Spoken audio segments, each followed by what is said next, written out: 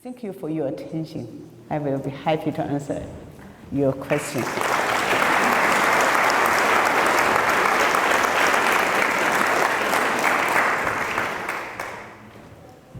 Yes.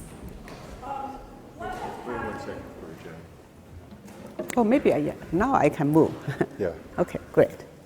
What has happened with Remedy since it's been acquired by Monsanto? Are they, does it hold any promise of being, very efficacious or helpful? Remedy, which was the Logix. And the remedy, yeah, okay. Since it's been acquired by Monsanto, where does it stand? I think the EPA, is a very, because they are not considered pesticides, they are not chemical, they are biological. But another is they can kill the pathogen. So that's why EPA is still in debating to define how to, the regulation. For Monsanto, they are, as I know, they still continue working on RNI, not only for controlling virus, but also other pathogens. So.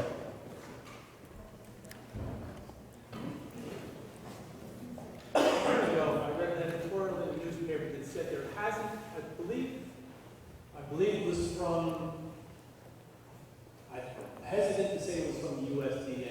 Okay. They said there was not a documented case of CCD since 2012. Is that correct? Yes. So CTC is a disease symptom happened during the winter of 2006 to 2007. Since then, we have not seen the same disease symptom. Also, under the laboratory condition, we could not repeat the same disease symptom.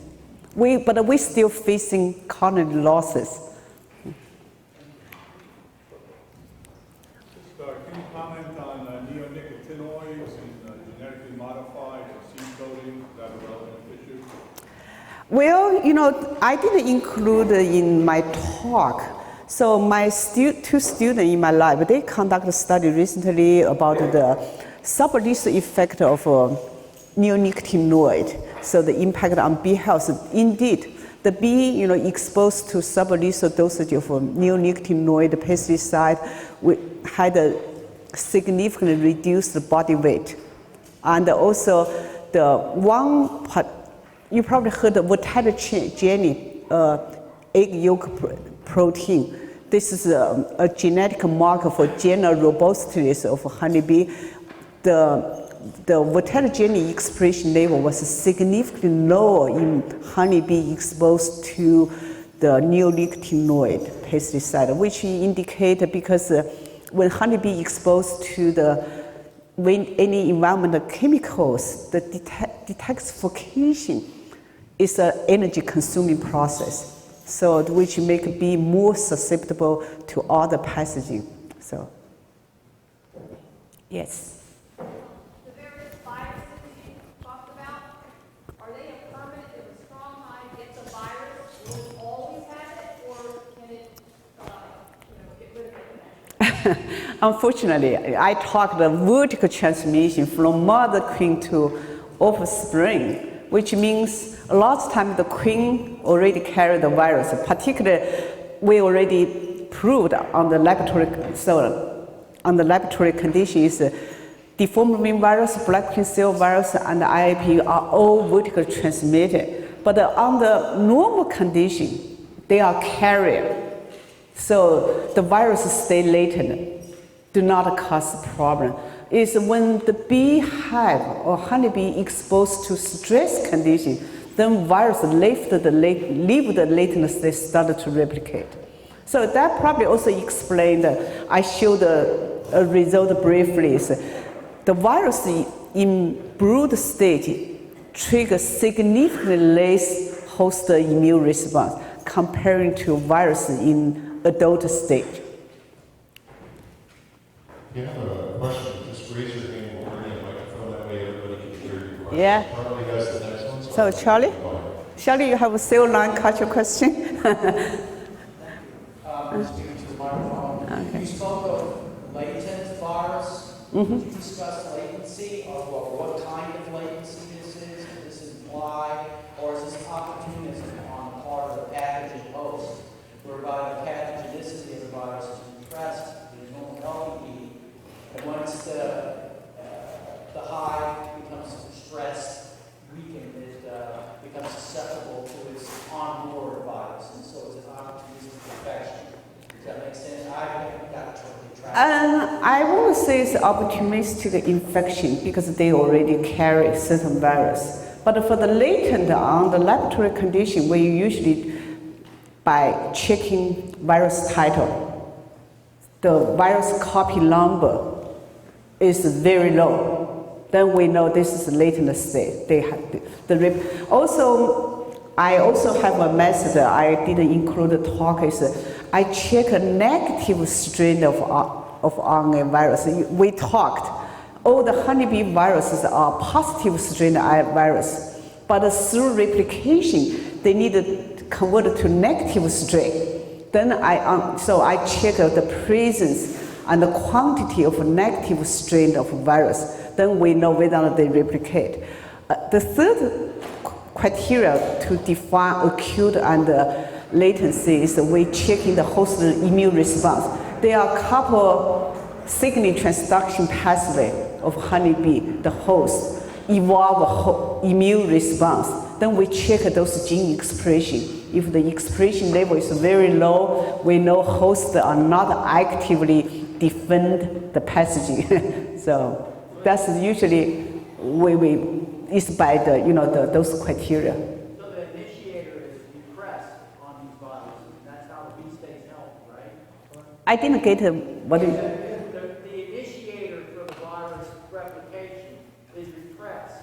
Yeah. Host has control. Honeybee, immunity taken care of. Yeah, under the room. But then think about it when the honeybee under stress.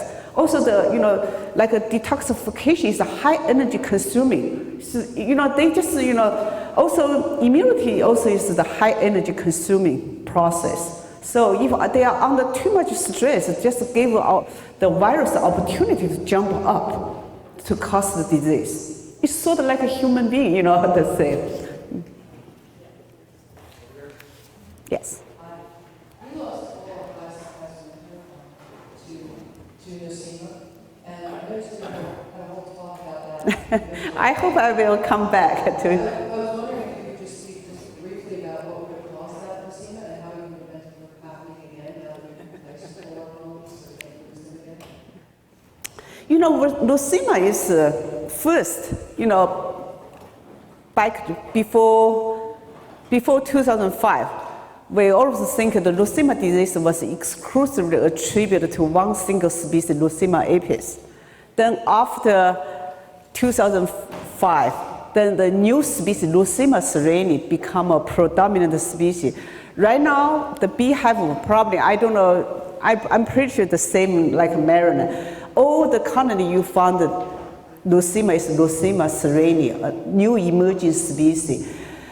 Nosema, if you're talking about Nosema, also we had a very, how to say, we have a confused for one situation. In certain months, we detect a high number of Nosema spore, but the colony were doing fine. But some months, they just disappear mysteriously, the Nosema spore. So it just seems the honeybee host, they have the mechanism to clean up the colony. I believe it's through the hygienic behavior. In regarding treatment, so, fumigation is the only way you treat the Nosema. So, but this is the chemical bind in Europe. So for the epidemiology months, by my own experience, is early spring and fall is the prevalence was higher. Is that true for your colony or not? Yeah. Yeah. Yes. Is there anywhere in the world where bees have developed an immunity to these viruses?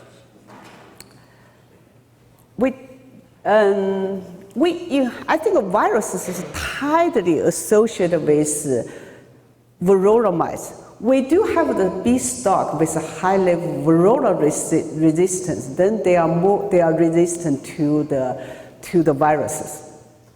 So And where are they from? you are talking the bee. They are, U.S. We have the bee stock, like Danny Weaver from Texas. He claimed his stock is very varroa resistant. I need to get some. Just the tissue. Okay.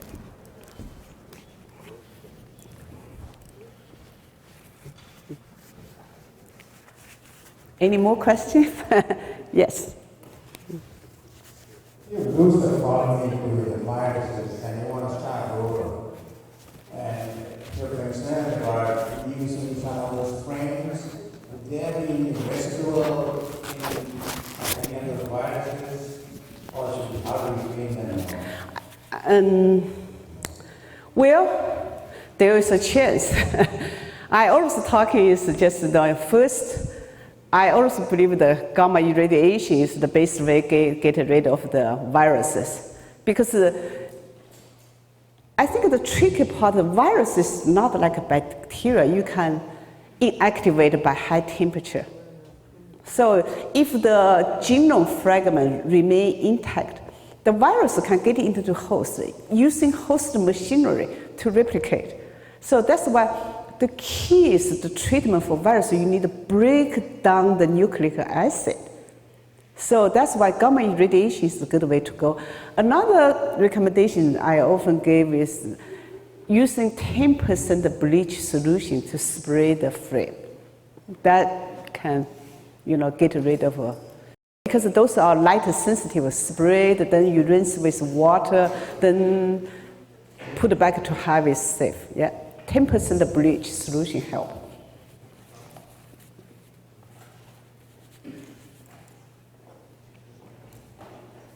Yes. Could you repeat that? Spray with what? 10 to 15% bleach solution. Yeah. Yeah. Yes. Does the bleach precipitate then, or it's necessary to clean them or with water then? I just said they are light sensitive will evaporate, yeah. But it would be safe to rinse with water if you want to immediately put it back to the hive. Anyone else? Yeah, one more. Yes. So optimum health is the cure for semi-prevention of this problem, this virus. If the bee's healthy, has the best chance, right? Yes, that's why I think any good beekeeping practice will help honeybee to resist spread of viruses. The good beekeeping practice, I would say, provide plenty of protein. That help. Also, just treat the hive tour, and also, when the situation is very bad, I would suggest just replace the queen, because some queen are already virus carrier. So.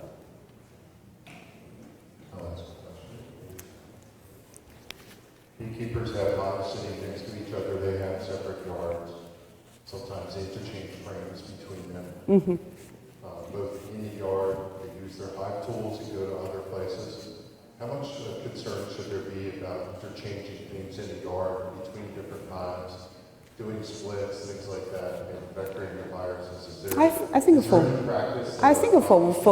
the viruses, it should not be the problem.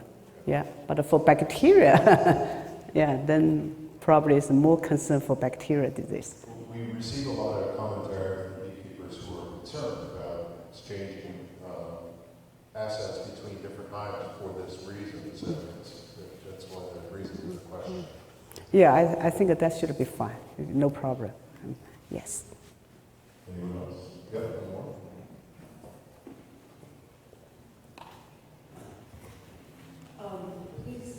Please comment on protein supplementation. Over the winter, we put in the pollen patties, and some of them develop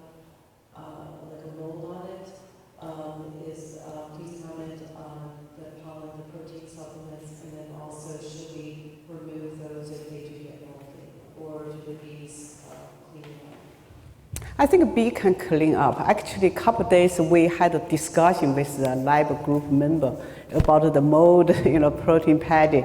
They said the bee can just clean up. But I didn't do any experiment to confirm this. But I had a talk with my colleague a couple of days ago about this. Yeah.